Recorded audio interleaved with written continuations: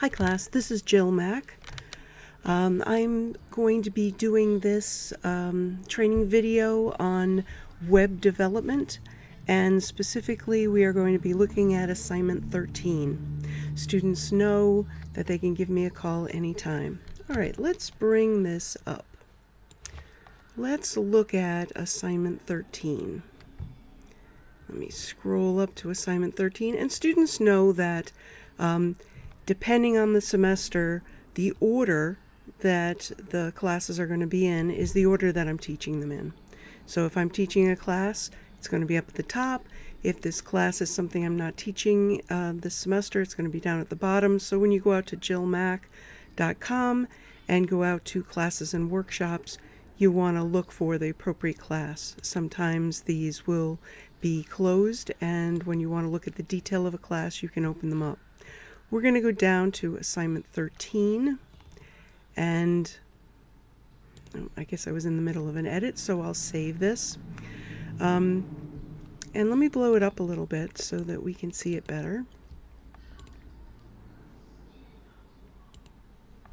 So here in the web development class, we're working on assignment 13 of 14. Depending on your semester will depend on what the dates are. Remember that course evaluations are coming up. And so if we get 75% of the people in a class completing the evaluation, everybody will receive 2 extra credit points. And the reason for that is I don't see who has done an evaluation or who hasn't. I only see how many. So if we get a 75% completion, then everybody gets 2 points.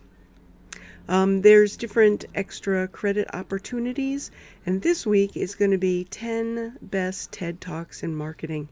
And the reason is that everyone has to market. We're doing a project, and part of the project is a project outline, and the project outline at the end of the project. So you're looking at it from when you start, what you're hoping to do, and when you finish, what you actually did. And basically, these are marketing. You're marketing to your customer or your boss when you do your original project outline that says, this is what I can do for you. Do you accept it or not accept it? And that's marketing.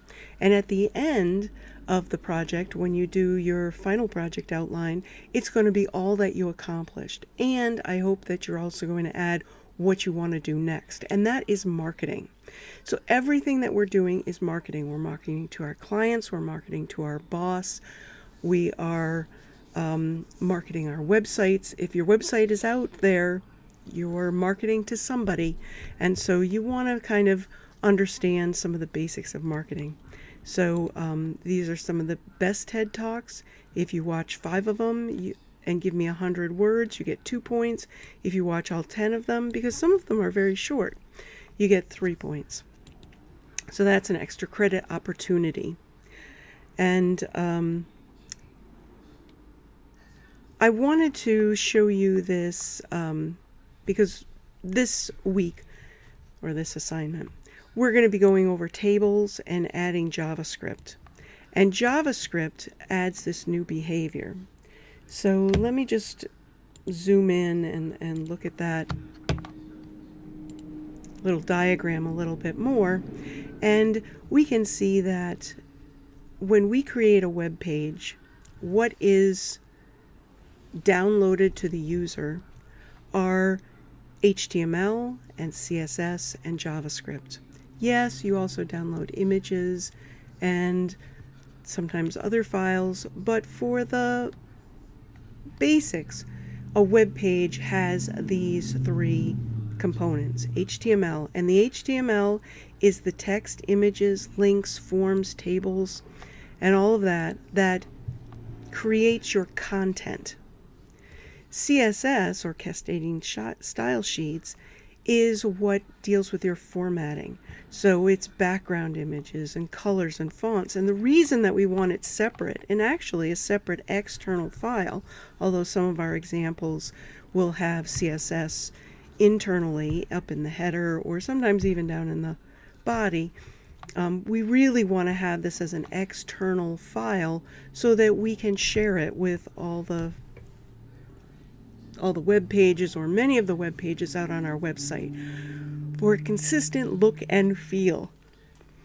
So we'd like to have that as an external file.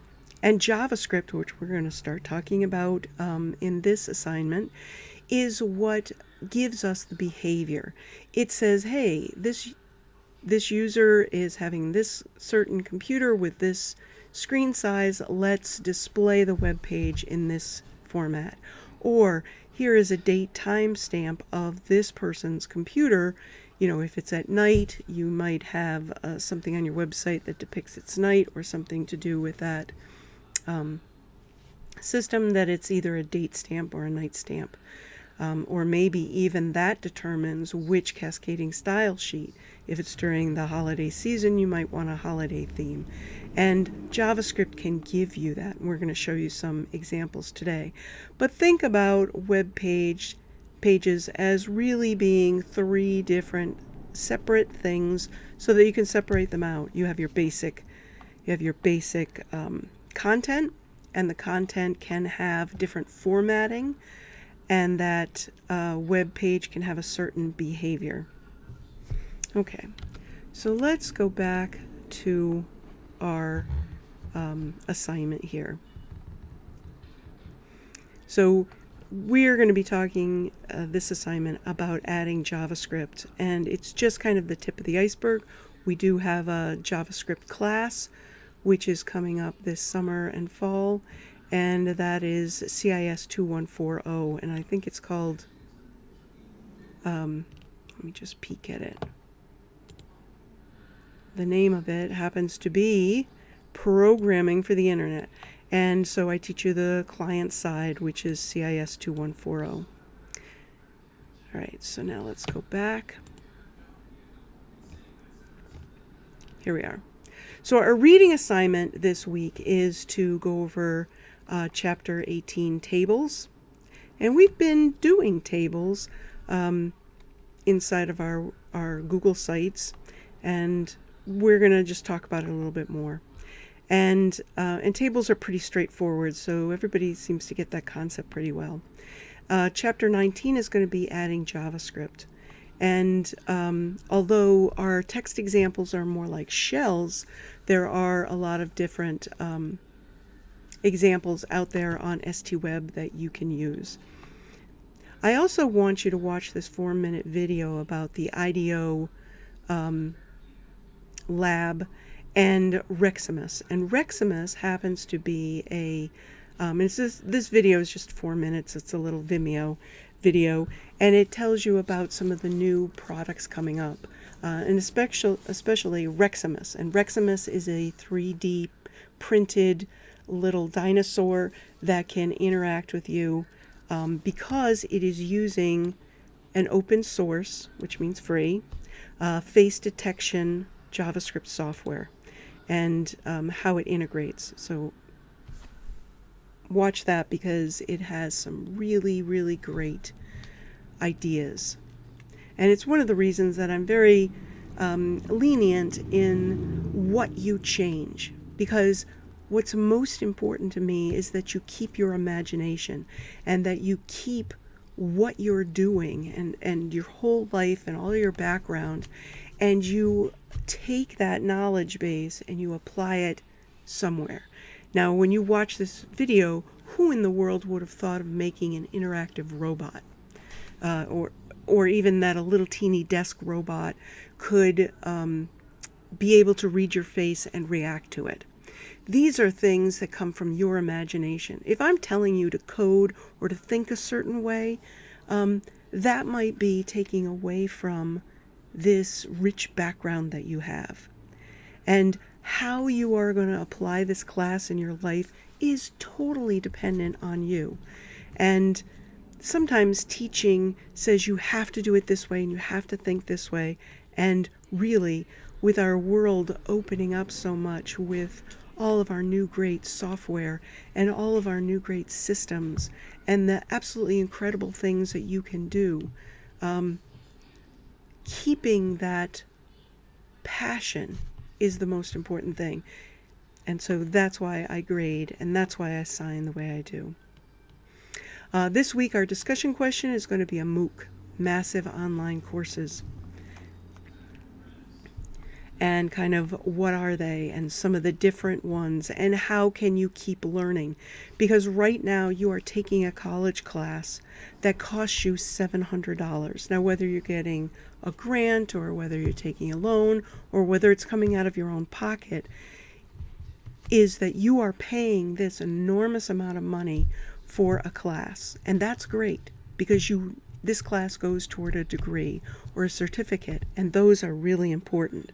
But the fact of the matter is that we are going to be living to be 100 and possibly beyond. And you are taking one class. If you need to continue building your learning skills for the next 60 or 70 or 80 years, you cannot afford $700 every time you want to learn a new package. So the reason that I give you these research questions every week is so that you know how to learn, and where to find out information. And these MOOCs and these different online training classes, you have to keep doing this forever. And if all I teach you in this class is how to learn, what you need to learn, when you need to learn it, then I've done my job. So that's what the discussion question is. The examples, do 2 or 3 examples from the chapters, but there are lots of different things out on my JAM08260 directory that you can FTP. And we're going to be going over that and looking at all of these kinds of things today. Star Wars, a nice Star Wars example, moving a picture with MooTools and JavaScript effects and some of the Google hosted libraries. So that's an overview for assignment 13, and until the next video, talk to you soon.